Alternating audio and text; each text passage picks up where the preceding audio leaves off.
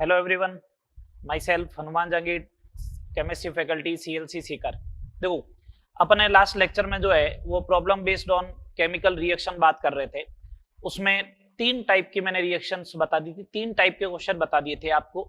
दो क्वेश्चन आपको होमवर्क के लिए भी दिए थे, उनको अपन डिस्कस कर लेते हैं जल्दी से, और फिर आगे अपन टाइप 4, 5 इनके ऊपर बात करते हैं। चलेगा, देखिएगा इधर एक क्वेश्चन दिया गया था आपको कि C2H2 है प्लस H2 था, कन्वर्ट हुआ था C2H4 में। यही बात थी, C2H2 प्लस H2 बोला था ये 50 ml है, ये 50 ml है, ये कितना बनेगा। आपको एवोगाद्रो हाइपोथेसिस पढ़ाया गया था, तो एवोगाद्रो हाइपोथेसिस में ये बोला गया था V is directly proportional to number of molecule, है ना। और नंबर ऑफ मॉलिक्यूल बोलो या मोल बोलो, एक ही बात है। एक्चुअली मोल को जब अपन Na से मल्टीप्लाई करते हैं ना, जब मोल को अपन Na से मल्टीप्लाई करते हैं तो क्या आ जाता है, मोल को Na से मल्टीप्लाई करते हैं तो नंबर ऑफ मॉलिक्यूल्स, अणुओं की संख्या आ जाती है। यही तो बात है। तो मोल बोलो, अणुओं की संख्या बोलो, एक ही बात। या फिर मैं दूसरा तरीका बोलूं तो PV is equal to NRT होता है। PV is equal to NRT होता है। टेम्परेचर प्रेशर कांस्टेंट रखा तो V is directly proportional to क्या हुआ, नंबर ऑफ मोल हो गया। सही है बात। अगर V is directly proportional to number of mole हुआ तो इसको 50 ml क्यों मान रहे हो, 50 मोल मान लो, 50 मोल मान लो। अगर 50 मोल मान लेता हूं मैं, तो यहां पे n upon supreme court stoichiometric coefficient 50/1 50/1 दोनों बराबर आए तो बोथ आर लिमिटिंग रिएजेंट। दोनों क्या है, लिमिटिंग रिएजेंट है, दोनों खत्म हो जाएंगे। ठीक है। अगर ये दोनों खत्म होता है तो number of moles of C2H2 is equal to number of moles of C2H4 is equal to कितने, 50 50 क्या ml। ये लिखो, सीधा आंसर आ गया 50 ml। बात क्लियर, कोई डाउट बोलो हाँ या ना। ठीक है, चलो सेकेंड नंबर क्वेश्चन क्या था। सेकेंड नंबर क्वेश्चन था N2 प्लस 3H2 कन्वर्ट हुआ था 2 टाइम्स NH3। यही बात है। अपन को बोला गया था ये 50 किलोग्राम है और ये कितना किलोग्राम है, 10 किलोग्राम है। ये कितना बनेगा, पहले चेक करो केस फर्स्ट है, सेकंड है या थर्ड है।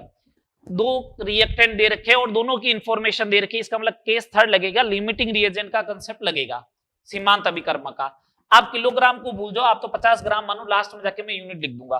तो इसको पहले मोल में कन्वर्ट करो, मोल में कन्वर्ट करो। 50 डिवाइड बाई 28 और 10 डिवाइड बाई 2, यही बात है। अब अपना अगला काम करते हैं, n divide by SC stoichiometric coefficient, 50 divide by 28, 10 by 2 हो गया 5, 5 डिवाइड बाई 3, 5 डिवाइड बाई 3 जो होगा ये तो होगा 1.6 होगा, 1.6। ये जो होगा वो अप्रोक्सीमेट 2 के आसपास आ रहा है। कितना आ रहा है, 2 के आसपास। तो लिमिटिंग रिएजेंट इज H2। अगर लिमिटिंग रिएजेंट H2 हुआ तो इसका मतलब क्या होना चाहिए कि number of moles of H2 divide by 3 is equal to number of moles of ammonia divide by 2। बराबर कर दो। अगर ऐसा होता है तो number of moles of H2 कितने आ रहे हैं बताओ, number of moles of H2 आ रहे हैं 5 divide by 3 is equal to ये, तो number of moles of ammonia is equal to कितना, 10/3। तो मास ऑफ अमोनिया कितना हो जाएगा, 10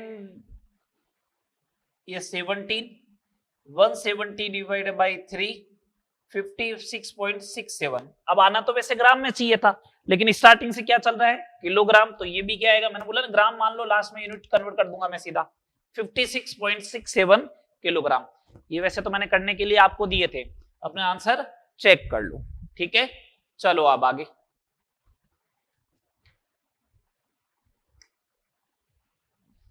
केस 4 बात करते हैं।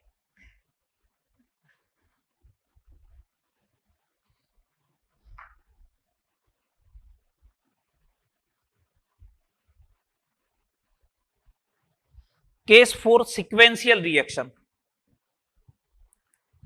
Case 4 sequence reaction,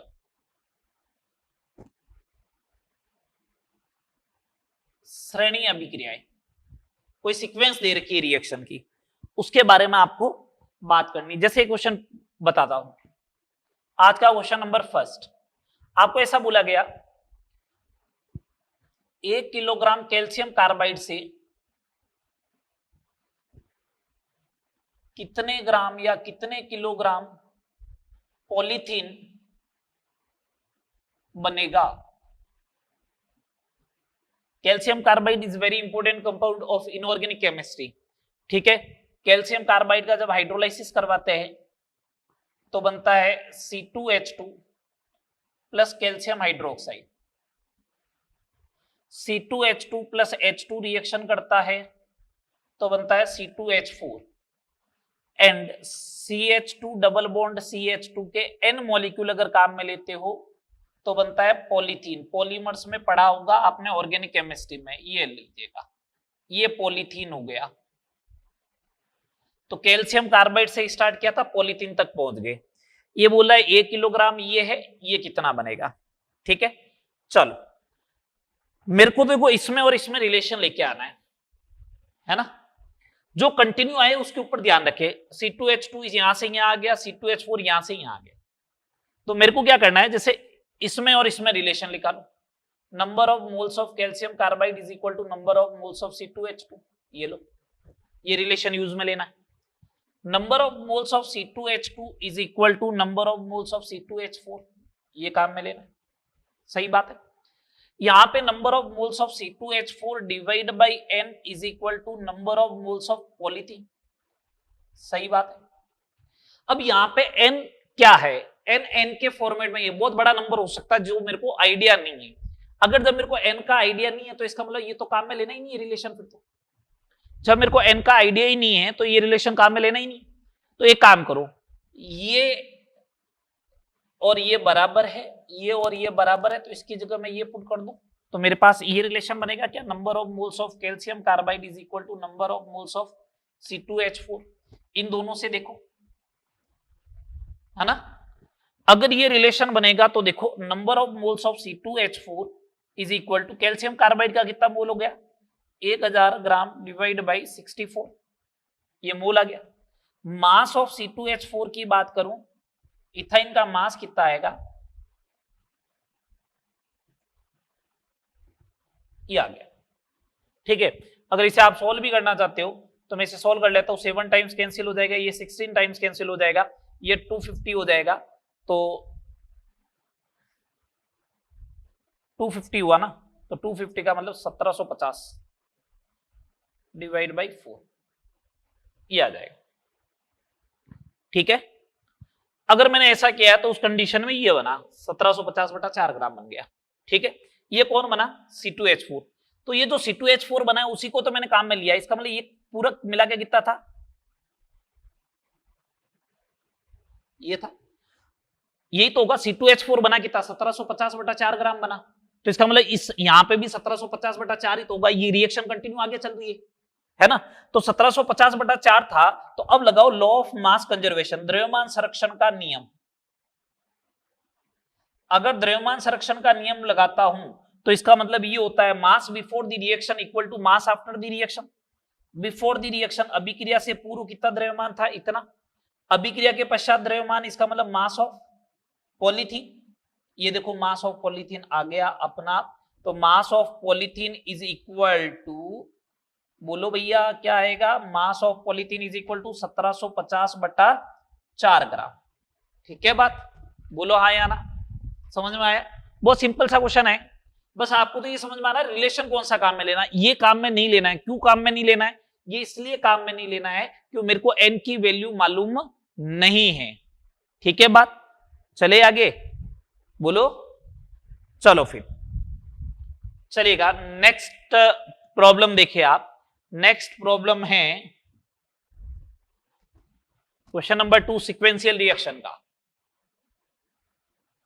M plus x2 is equal to mx2, 3 times mx2 plus x2 gives m3x8 and m3x8 plus n2CO3 4 times is equal to 8 times nx plus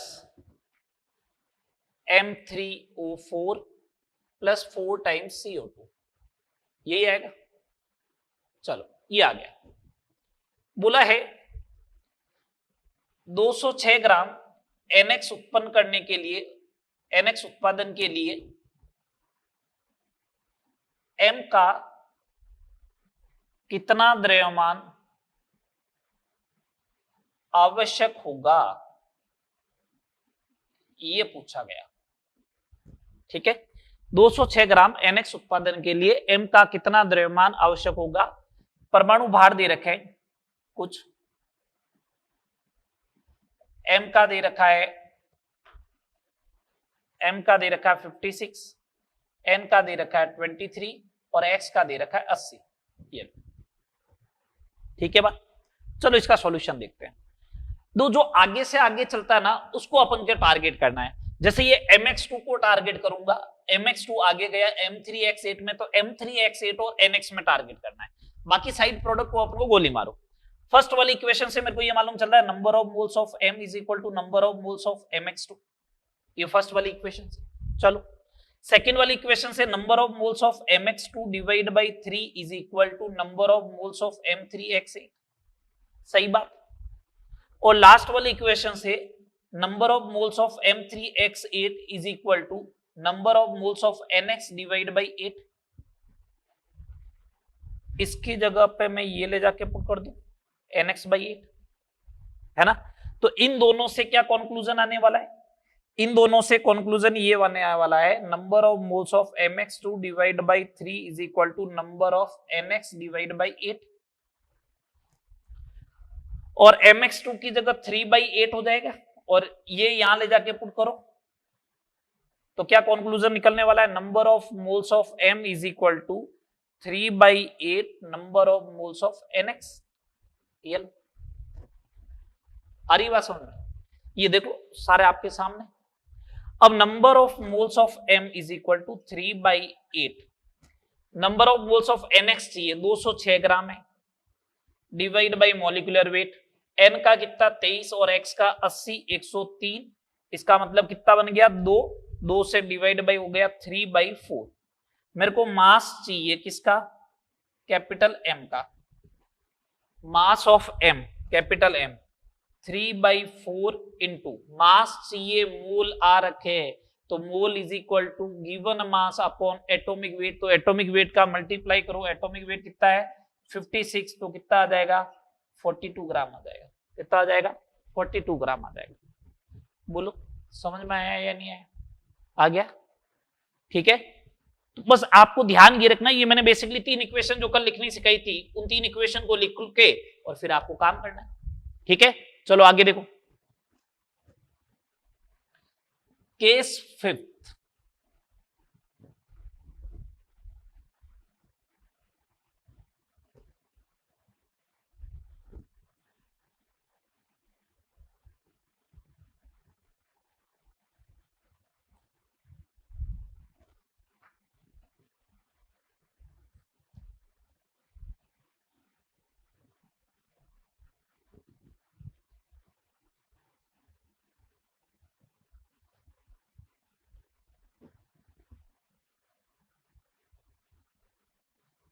चले आगे, चलो last case, case number 5।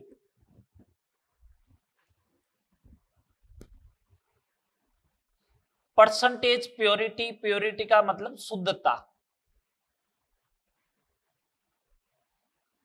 Percentage purity word करके लिखा हुआ आएगा। अगर मैं तुमसे बोलता हूं कि तुमने अगर 5 लीटर दूध लिया है तो वो 80% प्योर है। 80% प्योर का मतलब पूरा दूध तो ही नहीं, उसमें दूध वाले ने क्या मिलाया है, पानी मिलाया है। इसका मतलब क्या हुआ, 5 लीटर लोगे तो 4 लीटर तो होगा दूध और 1 लीटर क्या होगा, पानी होगा। यही तो बात हुई, यही तो बात हुई। तो परसेंटेज प्योरिटी का मतलब भी बेसिकली यहीं से आएगा आपको, ठीक है। परसेंटेज आना चाहिए, मैंने फर्स्ट डे से बोल रहा हूं आपको, फर्स्ट लेक्चर से बोल रहा हूं, परसेंटेज आना जरूरी है। चलिए क्वेश्चन कैसे बनेगा, क्वेश्चन नंबर 3 आज का, 400 ग्राम कैल्शियम कार्बोनेट, ब्रैकेट में लिख रखा 80% प्योर, से कितने ग्राम कैल्शियम ऑक्साइड उत्पन्न होगा, ये है क्वेश्चन, है ना। चलो अब इसको करते हैं सोल्व। मेरे को एक बात बताओ सिंपल सा, कैल्शियम कार्बोनेट है, कैल्शियम ऑक्साइड प्लस CO2 बनेगा, ठीक है। मेरे को तो ये मालूम है number of moles of calcium carbonate is equal to number of moles of calcium oxide. ये फर्स्ट टाइप की प्रॉब्लम है। कौन से टाइप की प्रॉब्लम है? फर्स्ट टाइप की प्रॉब्लम है। अगर आपको ये मालूम चल जाए कैल्शियम कार्बोनेट है कितना, 400 ग्राम का सैंपल है, उसमें से 80% क्या है? प्योर है। तो ये काम करो ना, पहले 400 का 80% कैलकुलेट कर लो। ये लो मैंने साइड में कैलकुलेट कर लिया, 320 ग्राम कैल्शियम कार्बोनेट होगा। मोल कैलकुलेट कर लो, 320 डिवाइड बाई कैल्शियम कार्बोनेट का 3.2 मोल, बस काम हो गया ना, इज इक्वल टू 3.2 मोल। तो मास ऑफ कैल्शियम ऑक्साइड जो होगा 3.2 इंटू 56 ग्राम, ये आ जाएगा। सॉल्व कर लेना इसको। अरे बहुत सिंपल सा है, बस 400 ग्राम नहीं लेना, 320 ग्राम लेना। क्यों लेना 320 ग्राम?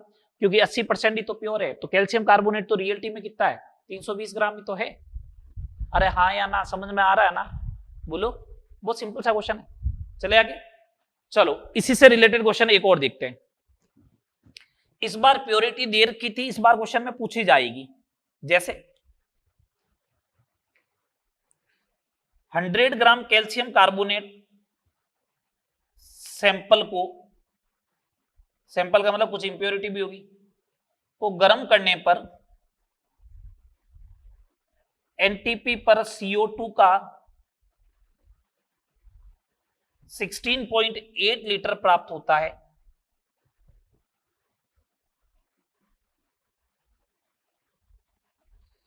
CaCO3 की परसेंटेज प्योरिटी ज्ञात करो। ठीक है बात, चलो करते हैं। परसेंटेज प्योरिटी कैसे कैलकुलेट करेंगे? जो कैल्शियम कार्बोनेट का सैंपल लिया, ये लीजिएगा साहब, कैल्शियम ऑक्साइड बनेगा प्लस CO2 बनेगा, ठीक है। मैंने कहा कि number of moles of calcium carbonate is equal to number of moles of CO2। CO2 के कितने मोल है? 16.8 डिवाइड बाई 22.4, यही तो बात होगी। 22.4 से डिवाइड कर दूंगा, एनटीपी पे बात है तो ये आ गया 3/4 मोल आ गया। बोलो हाँ या ना? 3/4 मोल आ गया। तो मास ऑफ कैल्शियम कार्बोनेट कितना हो जाएगा? कैल्शियम कार्बोनेट का द्रव्यमान कितना हो जाएगा? 3/4 इंटू 100, 75 ग्राम। ये लो साहब आ गया। नमूना कितने का दे रखा था? सैंपल कितने का दे रखा था? 100 ग्राम में, और एक्चुअल में कैल्शियम कार्बोनेट कितना है? 75 ग्राम। तो इसका मतलब परसेंटेज प्योरिटी बराबर mass of calcium carbonate upon mass of sample into क्या? 100। परसेंटेज प्योरिटी कैलकुलेट करनी है तो mass of calcium carbonate 75, sample का 100 मल्टीप्लाई बाई 100, कितना परसेंटेज आ गया? बोलो भैया, 75% आ गया। देख लो, ठीक है। परसेंटेज प्योरिटी, कोई डाउट है तो बोलो। यही तो परसेंटेज प्योरिटी का फॉर्मूला होता है। पिछली बार 80% दे रखा था तो ये 80 हो गया। सैंपल दे रखा था 400 का, 2 जीरो से 2 जीरो कैंसिल हो गया, 80 इंटू 4 कितना हो गया? 320 ग्राम मास ऑफ कैल्शियम कार्बोनेट आ गया था। इसी क्वेश्चन से कर रहा हूं, ठीक है। ये केस नंबर 5 भी हो गया। रिएक्शन से रिलेटेड ऑलमोस्ट सारे क्वेश्चन हो गए। मैं एक दो क्वेश्चन अदर फॉर्मेट में करवा देता हूं आपको, जो अदर है, जिनका कोई लेना देना नहीं होगा। जैसे क्वेश्चन नंबर 5,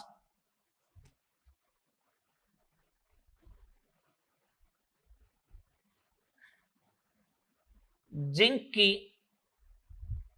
समान मात्रा की अभिक्रिया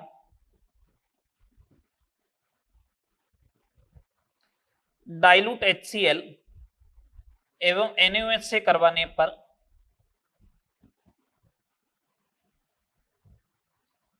उत्पादित गैसों के आयतन का अनुपात ज्ञात करो।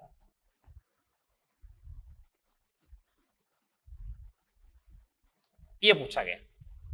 तो इस क्वेश्चन का सबसे बड़ा टास्क जो है ना वो ये है कि जिंक की आपको डाइल्यूट HCl और NaOH के साथ रिएक्शन मालूम हो। इस क्वेश्चन का सबसे बड़ा टास्क तो ये है। मैंने कहा चलो देखते हैं। जिंक है HCl के साथ। जिंक आपने इनऑर्गेनिक में पढ़ा है कि जिंक जो होता है वो एम्फोटेरिक मटेरियल होता है, एम्फोटेरिक मेटल होता है, उभयधर्मी धातु होता है। उभयधर्मी धातु की ये विशेषता होती है कि वो डाइल्यूट HCl के साथ और NaOH के साथ अभिक्रिया कर क्या कौन सी गैस रिलीज करता है, H2। हाइड्रोजन बनाने का मेथड भी है। देखो आप ऐसे याद रखो, वहां पे आया तो वापस ये यूज आया, इधर यूज आ रहा है तो वापस मालूम चलना चाहिए अच्छा इसका एम्फोटेरिक नेचर है। कौन कौन से धातु एम्फोटेरिक होते हैं, बेरिलियम भी होता है, एल्यूमिनियम भी होता है, जिंक भी होता है, टिन भी होता है, लेड भी होता है। ठीक है, तो Zn प्लस HCl अगर ये रिएक्शन करेगा तो ZnCl2 प्लस कौन सी गैस रिलीज करेगा, H2। जिंक की समान मात्रा बोलिए तो जिंक तो सेम है, एक ही है। इधर मैंने Zn कर रखा, NaOH रखा, 2 NaOH ले लो, Na2ZnO2 sodium zincate plus H2 बनेगा। हाइड्रोजन के मोल बताओ, दोनों में जिंक का एक एक मोल रखा तो हाइड्रोजन का भी तो एक एक मोल आया, तो वॉल्यूम ऑफ हाइड्रोजन जो आएगा, hydrogen is directly proportional to number of moles of H2। तो VH21 divide by VH22 is equal to number of moles of hydrogen in 1 divided by number of moles of hydrogen in 2। इन दोनों में hydrogen के कितने मोल बन रहे हैं, एक एक, तो 1:1। समझ में आ रही है बात, 1:1। इंपॉर्टेंट क्वेश्चन है, अच्छा क्वेश्चन है। ठीक है, नेक्स्ट क्वेश्चन देखें।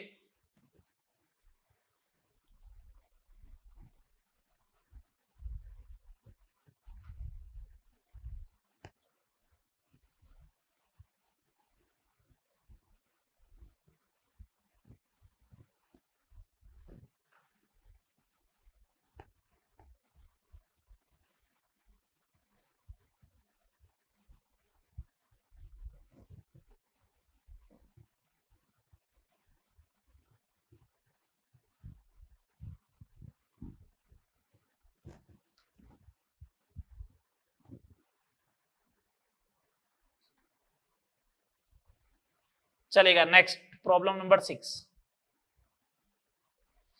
CH4 प्लस H2 है, इसके मिश्रण है 50 ml। इसके पूर्ण दहन के लिए पूर्ण दहन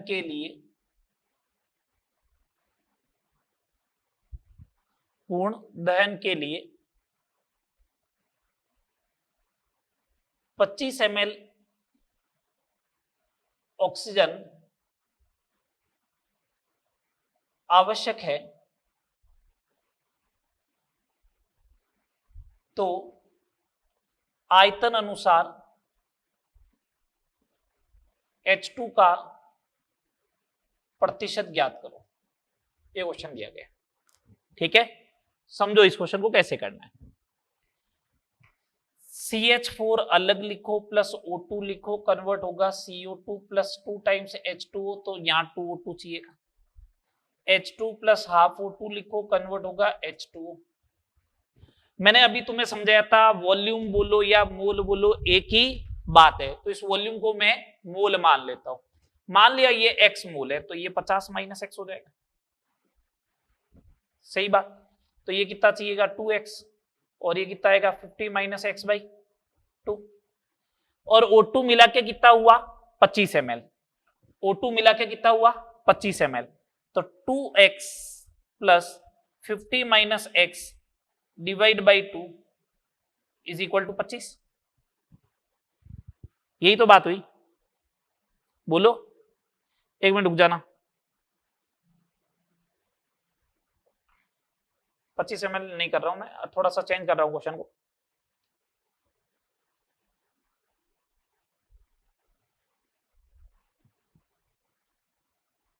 चालीस ml कर रहा हूं, ये कर दिया मैंने 40। तो करो क्वेश्चन को सोल्व। 2x 50 बटा 2 25 minus x by 2 is equal to 40। 2x में से x बाई 2 गया तो डेढ़ बच गया, डेढ़ का मतलब 3x by 2, is equal to 15। तो x बराबर 10, x बराबर 10 ml आ गया, ये 10 ml आ गया, इसका मतलब CH4 10 ml है, तो H2 कितना हो जाएगा 40 ml। बोलो हाँ या ना, आ गया 40 ml। तो परसेंटेज ऑफ H2 कितना होगा 40/50 इंटू 100 इज इक्वल टू कितना परसेंटेज 80%। कितना परसेंटेज आ जाएगा 80% आ जाएगा। ठीक है बात, 80% आ जाएगा।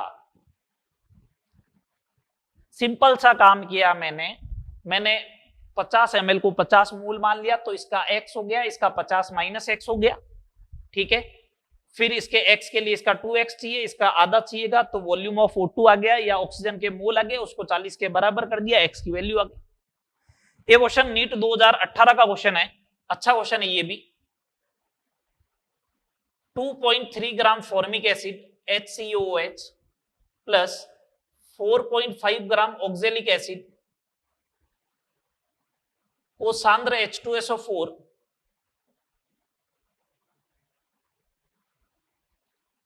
की उपस्थिति में गर्म करने पर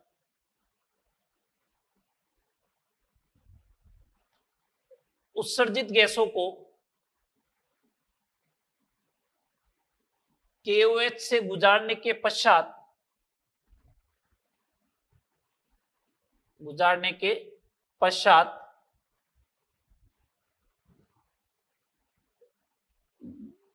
गैसों का कितना द्रव्यमान होगा। इस क्वेश्चन का सबसे इंपॉर्टेंट टास्क जो है ना, वो आपको ये मालूम होना चाहिए कि फॉर्मिक एसिड कंसंट्रेट H2SO4 की प्रेजेंस में कैसे रिएक्शन करता है और ऑक्जेलिक एसिड कैसे करता है। इनऑर्गेनिक के अंदर अगर आपने कार्बन फैमिली पढ़े हैं तो कार्बन के 3 ऑक्साइड होते हैं, कार्बन मोनोऑक्साइड, कार्बन डाइऑक्साइड और कार्बन सब ऑक्साइड। ठीक है, तीनों इंपॉर्टेंट है, बनाने के मेथड, उनकी प्रॉपर्टी वगैरह सब इंपॉर्टेंट है। तो वहां पे ये रिएक्शन आई थी HCOOH in the presence of concentrated H2SO4।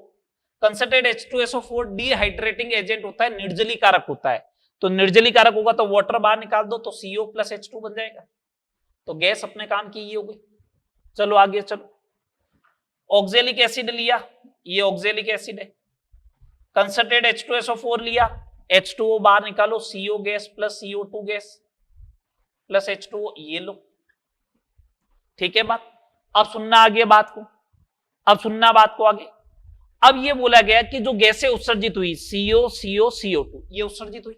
ठीक है, इनको किससे पास करवाया KOH से। इसका मतलब CO gas plus CO gas plus CO2 gas. ये CO गैस कौन सी है जो फॉर्मिक एसिड से है, ये CO गैस कौन सी है जो ऑक्जेलिक एसिड से है। इसको अगर KOH से पास करवाओगे, KOH नेचर में कैसा होता है बेसिक होता है, ये लो। CO2 कैसा होता है एसिडिक होता है।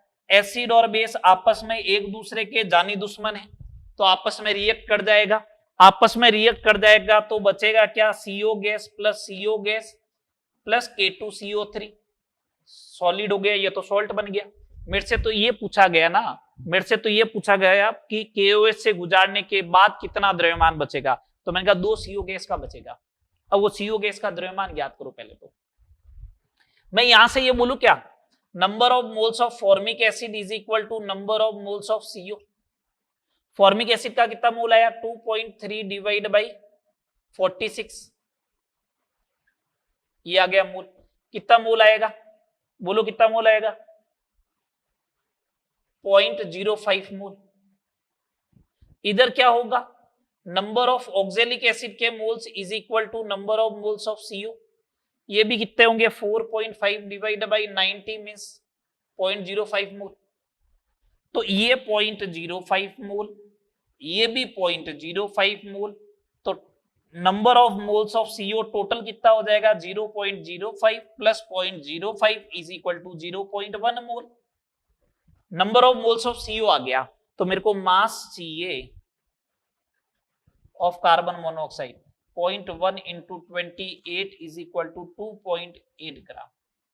ये क्वेश्चन आया था, सिंपल सा क्वेश्चन है ये, तो मैंने किया तब आपको 3-4 मिनट, सारी चीजें समझाइए तब 3-4 मिनट टाइम लगा, आप खुद करते तो 1 सेकंड में हो जाता। फॉर्मिक एसिड है, CO बनेगा, इधर CO CO2 बनेगा, CO2 एब्जॉर्ब हो जाएगा, 2 CO बनेंगे, इधर से इसका मोल आया 0.05, इधर से 0.05, 0.1 मोल बन गया टोटल। 0.1 मोल का वेट कितना, 2.8। बात क्लियर? ये सारी problems related to chemical reaction अपनी कंप्लीट हो गई। मैंने आपको मोल के अभी तक जितने भी पढ़ाए हैं, ठीक है, ये 5th नंबर लेक्चर चल रहा है अपना फिजिकल केमिस्ट्री का, तो इस 5th नंबर लेक्चर तक 7 प्रॉब्लम तो आज करवा दी मैंने। हर लेक्चर के अंदर कम से कम एटलीस्ट 15-16 प्रॉब्लम करवाई मैंने आपको, तो इसका मतलब 60 प्लस प्रॉब्लम तो मैं करवा चुका हूं। 60 प्लस का डबल अगर आप कर देते हो 120 प्रॉब्लम, तो 180 प्रॉब्लम तो कर दोगे आप। 180 प्रॉब्लम अगर मूल से रिलेटेड तुम लोगों ने कर ली दिमाग लगाते हुए, फर्स्ट लेवल लास्ट लेवल से, तो 100% आपको कोई भी क्वेश्चन सही करने से नहीं रोक सकता है। ठीक है, बस आप अपना दिमाग लगाते हुए जैसा बोल रहा है वैसा करते जाए। रिएक्शन नहीं आती तो इनऑर्गेनिक में देखे, याद करने की ट्राई करें, क्योंकि इनऑर्गेनिक में आपने याद की है ना, तो वहां पे याद करने की ट्राई करें। ठीक है बात, चले अब आगे। चलो इस मोल कंसेप्ट का लास्ट पार्ट की बात कर रहे हैं।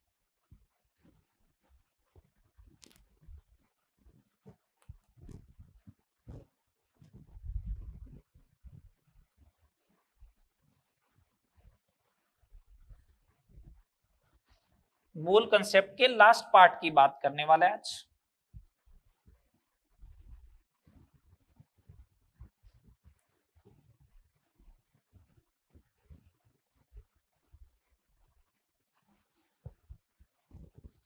सुनो, एक तो मैं आपको atomic weight, molecular weight, equivalent weight ये भी नहीं पढ़ा रहा हूं, ये रेडॉक्स में पढ़ाऊंगा।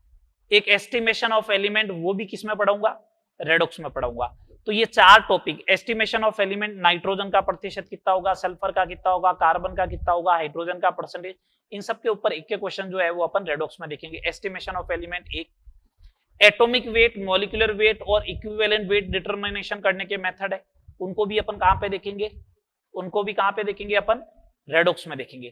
ठीक है, वहां पे 2 लेक्चर अपन इसी में लगाएंगे पूरे रेडॉक्स में।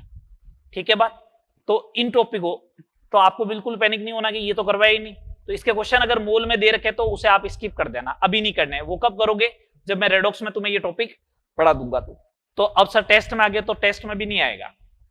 ठीक है, टेस्ट में कब आएगा, जब रेडॉक्स होगा तब उसके साथ आएगा, अदरवाइज नहीं। बात क्लियर?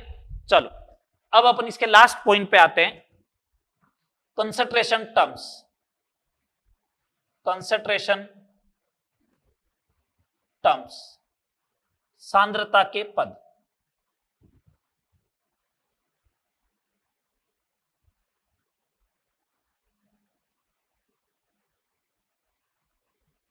सांद्रता के पद, कंसंट्रेशन टर्म्स 2 बार पढ़ चुके होते हो आप। 11th में मोल कंसेप्ट में पढ़ते हैं, 12th में फिजिकल में सॉल्यूशन वाले टॉपिक में पढ़ते हैं, विलियन वाले में। अब अपना अगला टॉपिक जब आएगा सॉल्यूशन, तो सॉल्यूशन में इनको नहीं पढ़ाएंगे कंसंट्रेशन टर्म्स को। क्वेश्चन तो दे रखे होंगे मॉड्यूल में, लेकिन ध्यान रखना यहीं से करने हैं आपको। ठीक है, समझे बात को। 2 टाइप के क्वेश्चन आता है, एक तो आएगा न्यूमेरिकल और दूसरा पूछेगा टेम्परेचर डिपेंडेंट है या इंडिपेंडेंट है कंसंट्रेशन टर्म्स। 2 ही टाइप के क्वेश्चन बनेंगे, तो अपन को हर बार एक तो न्यूमेरिकल ट्राई करना है और एक कंसंट्रेशन टर्म्स डिपेंड करती है या नहीं करती है टेम्परेचर के ऊपर, उसकी बात करनी है। कंसंट्रेशन टर्म्स से पहले अपन कुछ डिफाइन करते हैं, विलियन क्या होता है। कुछ पॉइंट लिखा रहा हूं। फर्स्ट नंबर पॉइंट, विलियन 2 या 2 से अधिक पदार्थों का, विलियन 2 या 2 से अधिक पदार्थों का, 2 या 2 से अधिक पदार्थों का समांगी मिश्रण होता है।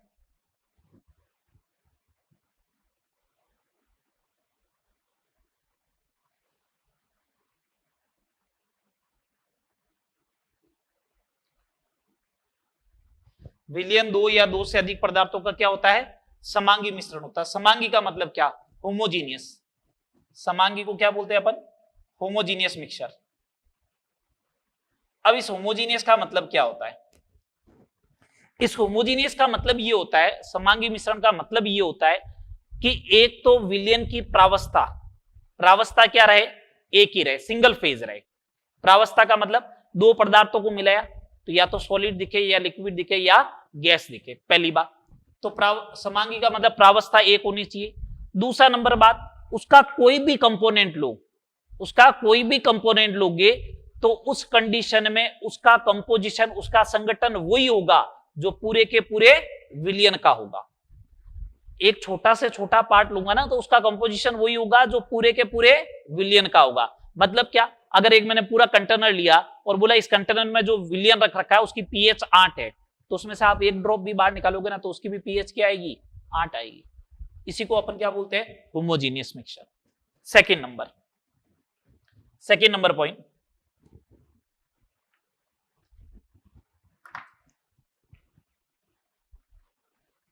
विलियन दो या दो से अधिक पदार्थों का समांगी मिश्रण होता है। विलियन के दो घटक होते हैं, विलियन के दो घटक होते हैं। कौन कौन से भैया, विलियन के दो घटक होते हैं, एक तो होता है विलेय और एक होता है, विलेय मतलब सॉल्यूट, और एक होता है विलायक। विलायक मीन्स सॉल्वेंट।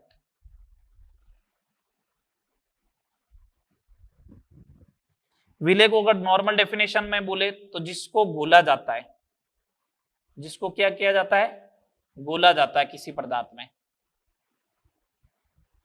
और विलायक क्या होता है, जिसमें घोला जाता है। तो जब भी वर्ड आएगा ना में, तो इसका मतलब वो विलायक हो गया, जिसमें घोला जाता है। जिसके बाद में भी में वर्ड आता है वो क्या हो जाएगा, विलायक। जैसे एग्जांपल लूं मैं ऐसा बोलूं कि नमक को पानी में, तो पानी के जस्ट बाद में आया ना, तो इसका मतलब विलायक पानी हो गया, नमक कौन हो गया, विलेय। समझ में आ रही है बात। तो ये इसका डेफिनेशन, जिसको घोला जाता है वो विलेय है, और जिसमें घोला जाता है उसको क्या बोला जाता है, विलायक। ठीक है, आइडेंटिफिकेशन कैसे करोगे, पहचानोगे कैसे, विलेय एवं विलायक की पहचान।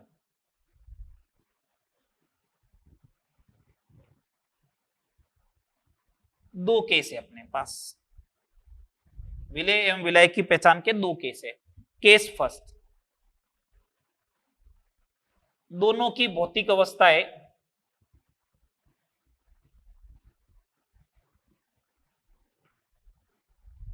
भिन्न भिन्न हो। दोनों की भौतिक अवस्थाएं क्या हो, फिजिकल स्टेट भिन्न भिन्न हो। जब दोनों की भौतिक अवस्थाएं भिन्न वो होता है तो उस कंडीशन में सॉल्यूट बोले मींस विलेय बोले तो जिसकी भौतिक अवस्था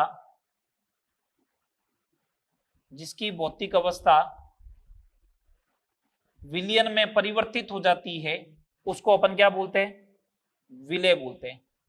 परिवर्तित हो जाती है उसे अपन क्या बोलेंगे, विलेय बोलेंगे।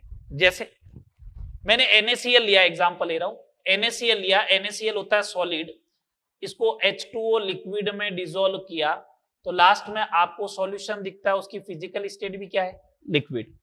तो इस सॉलिड किस में कन्वर्ट हो गया, लिक्विड में। तो किसने अपनी आइडेंटिटी को लूज किया, किसने अपने अस्तित्व को जो है वो खत्म किया, NaCl ने किया ना। ये सॉलिड था, किसमें कन्वर्ट हो गया, लिक्विड में। तो NaCl क्या हो जाएगा, विलेय हो जाएगा। जिसका अस्तित्व समाप्त हो जाता है उसी को क्या बोलते हैं, विलेय बोलते हैं। ठीक है बात। जिसकी भौतिक अवस्था विलियन में परिवर्तित हो जाती है, विलियन है लिक्विड का, और ये सॉलिड वाला भी किसमें कन्वर्ट हो गया, लिक्विड। ये लिक्विड वाला का कहां अस्तित्व खत्म हुआ, लिक्विड का लिक्विड ही तो रहा। समझ में आ रही है बात। आगे देखो केस सेकंड, अगर दोनों की भौतिक अवस्थाएं सेम हो गई तो दोनों की भौतिक अवस्था समान हो। अगर दोनों की भौतिक अवस्था समान होती है उस कंडीशन में सॉल्यूट या विलेय वो होता है जो कम मात्रा में हो, और सॉल्वेंट वो होता है, विलायक वो होता है जो कौन सी मात्रा में हो, अधिक मात्रा में हो। समझ में आ गई बात। ये आइडेंटिफाई करने का तरीका हो गया। पॉइंट नंबर 4, विलेय का जो द्रव्यमान होगा, सॉरी विलियन का, ये काम आएंगे पॉइंट जो लिखा रहा हूं, विलियन का द्रव्यमान जो होगा वो विलेय का द्रव्यमान प्लस विलायक के द्रव्यमान के बराबर होगा। ठीक है, बात आ गई समझ में। नेक्स्ट पॉइंट, किसी विलियन का नाम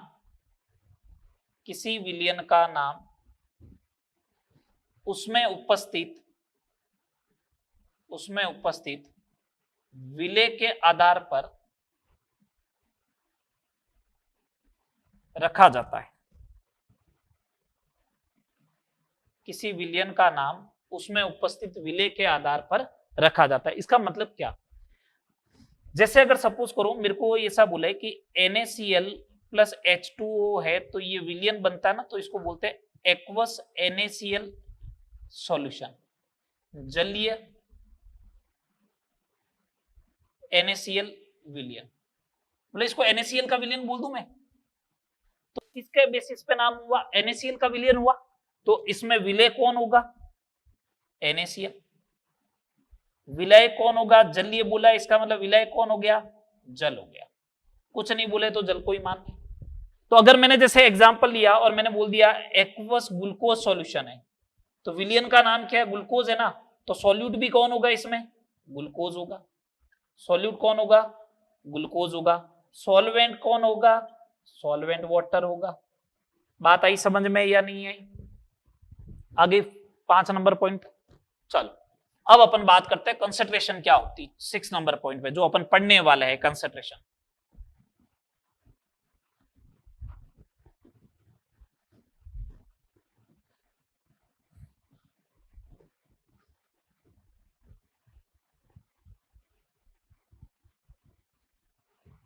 और फिर अपन पढ़ेंगे सांद्रता के पद कौन कौन से होते हैं।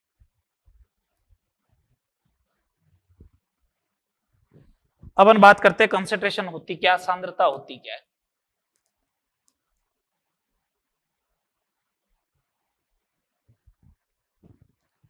सांद्रता कंसंट्रेशन, किसी विलियन में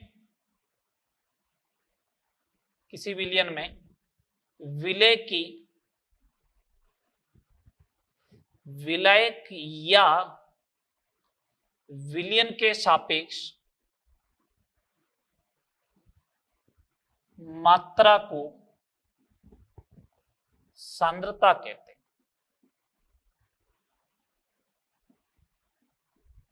किसी विलियन में विलायक या विलियन के सापेक्ष मात्रा को सांद्रता कहते हैं। इसका मतलब ऐसा बोल दूं मैं कि कंसंट्रेशन क्या है, relative amount of solute with respect to solvent और सोल्यूशन। सॉल्वेंट या सोल्यूशन के रेस्पेक्ट में सॉल्यूट की कितनी मात्रा है उसी को अपन क्या बोलेंगे, सांद्रता बोलेंगे।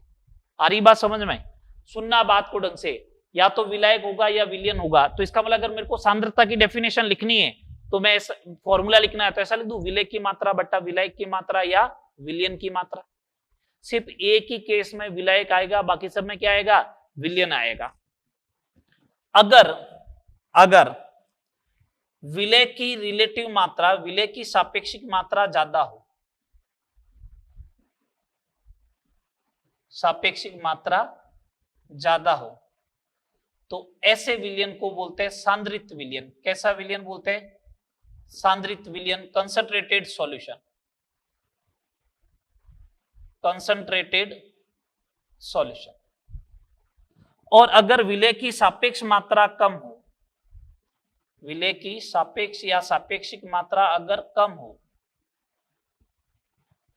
तो ऐसे को बोलते हैं तनु विलियन, डाइल्यूट सॉल्यूशन। तो ये जब भी डाइल्यूट वगैरह ऐसे वर्ड लिखे हुए आए ना, तो आपको समझ आना है कि डाइल्यूट है इसका मतलब विलय की सापेक्षिक मात्रा क्या है, कम। कंसंट्रेटेड है इसका मतलब विलय की सापेक्ष मात्रा क्या है, ज्यादा है। बात क्लियर, बोलो हाँ या ना। ओके ठीक है, चले अब आगे। अब कंसंट्रेशन टर्म्स देखते हैं, 6-7 कंसंट्रेशन टर्म्स है। नॉर्मेलिटी अभी नहीं पढ़ेंगे, H2O2 अभी नहीं पढ़ेंगे, इन दोनों को पढ़ेंगे कहां पे, रेडॉक्स में।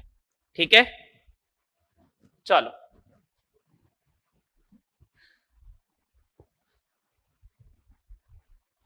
पहला कंसंट्रेशन टर्म्स आ रहा है, पहला कंसंट्रेशन टर्म्स आ रहा है द्रव्यमान प्रतिशत, मास परसेंटेज। सिंबल जो होता है इसका percentage W by capital W। दो परसेंट का मतलब क्या होता है? प्रतिशत। पर शतक, शतक बोलते हैं 100 को। तो पर 100 पे जो डिफाइन होता है, प्रति 100 पे जो डिफाइन होता है, उसी को क्या बोलते हैं? द्रव्यमान प्रतिशत। अब सुनना बात को, जिसके रेस्पेक्ट में सापेक्ष, जिसके रेस्पेक्ट में या जिसके सापेक्ष डिफाइन हो रहा है वो क्या है? 100 है। तो मैं डेफिनेशन ऐसा लिखूं, 100 ग्राम विलियन में किसके सापेक्ष हो रहा है? विलियन के सापेक्ष। तो उसका कितना लेना है? 100 ग्राम। तो 100 ग्राम विलियन में उपस्थित विलेय की मात्रा को, विलेय की मात्रा ग्राम में, मात्रा को द्रव्यमान प्रतिशत कहते हैं। बस ये आ गया। फॉर्मूला क्या आ जाएगा? परसेंटेज डब्ल्यू बाई डब्ल्यू का इज इक्वल टू विलेय का द्रव्यमान अपॉन विलियन का द्रव्यमान इंटू 100। अगली बात समझ, ये हो गया। अब एक बात ध्यान रखे, एक बात थोड़ी ध्यान रखना, वॉल्यूम जो होता है, आयतन, तापमान पर निर्भर करता है।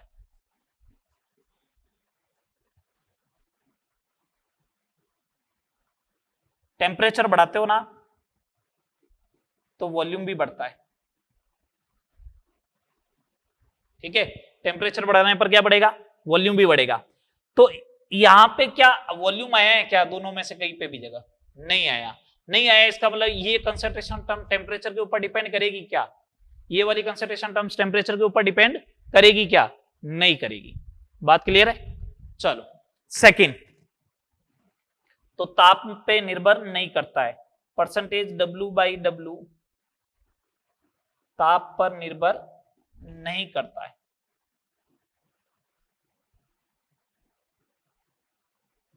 सेकंड, आयतन प्रतिशत,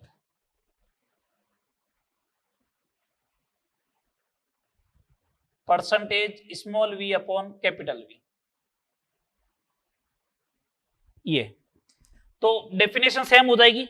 ग्राम की जगह क्या हो जाएगा? 100 ml विलियन में उपस्थित विलेय की मात्रा ml को द्रव्यमान की जगह आयतन प्रतिशत। तो मैं सीधा फॉर्मूला लिख दूं बेटा, percentage V by capital V is equal to क्या?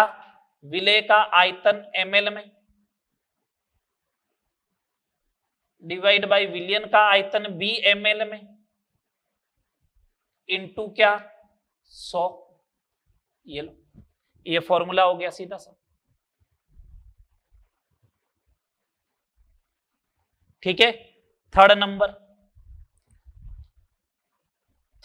मेरे को पूछा गया द्रव्यमान आयतन प्रतिशत। ये द्रव्यमान आयतन प्रतिशत, द्रव्यमान का हो गया W अपॉन V परसेंटेज में। एक बात बताओ, अभी तक अपन लिखते हुए आ रहे हैं, जो ये ऊपर लिखा हुआ होता है सिंबल में, ये क्या होता है? विलेय का। तो यहाँ W किसका है? विलेय का। और V किसका है? सॉल्यूशन का। तो इसका मतलब W बाई V का फॉर्मूला क्या हो जाएगा? परसेंटेज W बाई V का फॉर्मूला क्या हो जाएगा? विलेय का द्रव्यमान बट्टा विलियन का आयतन इंटू 100। ये लो फॉर्मूला बन गया। बोलो हाँ या ना? बन गया ये फॉर्मूला। ये फॉर्मूला बनने वाला है।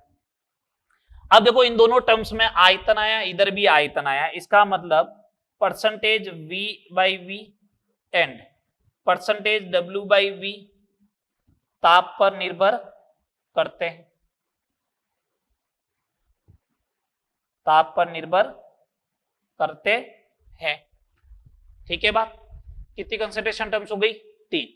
इनके ऊपर मैं 2-3 क्वेश्चन दे रहा हूं आपको कंसंट्रेशन टर्म्स के ऊपर। ये आपको करके लेके आना है। ठीक है, घर से ये आपको करके लेके आना है। नेक्स्ट क्लास में मैं इनका सीधे आंसर बताने वाला हूं। 50 ग्राम NaCl को 150 ग्राम जल में घोला गया तो NaCl का द्रव्यमान प्रतिशत ज्ञात करो।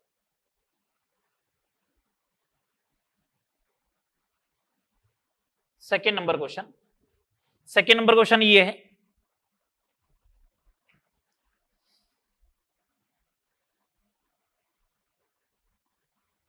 हंड्रेड ग्राम विलेय को 300 ग्राम जल में घोला गया, यदि विलयन का घनत्व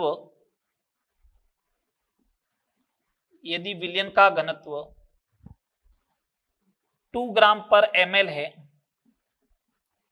तो विलेय का परसेंटेज W/V ज्ञात करो। Third number question, percentage W/W 20 दे रखा है, घनत्व 2 ग्राम पर ml दे रखा है विलयन का, परसेंटेज W/V तुमसे पूछा गया है। ये 3 क्वेश्चन आपको करके लेके आने हैं। 3 कंसंट्रेशन टर्म्स हो गई, 4 कंसंट्रेशन टर्म्स बची है। कौन कौन सी? अगली कंसंट्रेशन टर्म्स होगी ppm, मोल फ्रैक्शन, मोलेलिटी और मोलारिटी। इन 4 कंसंट्रेशन टर्म्स को अपन नेक्स्ट लेक्चर में स्टार्ट करेंगे। ठीक है बेटा, ये 3 क्वेश्चन आपको करके लेके आने, मैं इनका आंसर बताऊंगा आते ही नेक्स्ट लेक्चर के अंदर, और यहां तक आप कंसंट्रेशन टर्म्स को अच्छे से कर ले। Okay, thank you.